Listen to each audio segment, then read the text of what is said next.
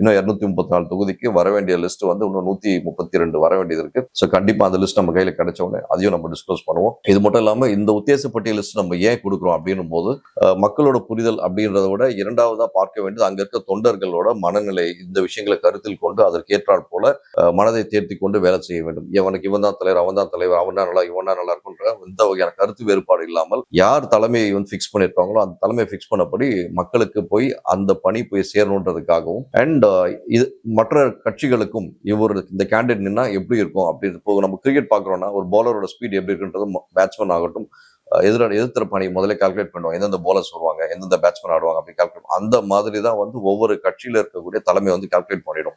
So அந்த ஒரு கால்குலேஷனுக்காக எல்லா விஷயத்தையும் சிம்பிளிஃபை பண்ணி கொடுக்கணுன்ற ஒரு இன்டென்ஷனாக மட்டுமே தான் இந்த உத்தேச பட்டியல் நம்ம வெளியிடுறோம். அது மட்டும் இல்லாமல் மக்கள் வந்து ஒரு புரிதல் வேணும். இந்த ஒரு தலைவர் எம்எல்ஏவா நின்னா எனக்கு என்ன நல்லது நடக்கும் அப்படின்ற விஷயத்து மக்களுக்கான புரிதலுக்காகவும் இந்த ஒரு உத்தேச பட்டியல் ரிலீஸ் பண்றோம். வெகு விரைவில் இன்னும் 2 அல்லது 3 நாட்கள் டியூரேஷன்ல கண்டிப்பா அதிமுகவோட ஃபைனல் லிஸ்ட் வெளிவரப்போது. மேக்சிமம் இந்த வாரம் ஞாயிற்றுக்கிழமைக்குள்ள வரும், அப்படின்னா அடுத்த வாரம் திங்கட்கிழமை வரும்னு சொல்லியிருக்காங்க. உள்ளபடி அந்த லிஸ்ட் வந்தோடனே கண்டிப்பா நம்ம தான் ஃபர்ஸ்ட் ரிலீஸ் பண்ணுவோம். நம்ம ரிலீஸ் பண்ண வந்த உத்தேச பட்டியலுக்கும் வரக்கூடிய லிஸ்ட்டுக்கும் 80 to 85% அக்யூரேட்டா மேட்ச் ஆகும்ன்றதை இப்பவே ஓப்பன் தி ஃபோரம் நம்ம சேலஞ்ச் பண்றோம். மீண்டும் ஒரு நல்ல சந்திப்பில் சந்திப்போம். நன்றி, வணக்கம் நண்பர்.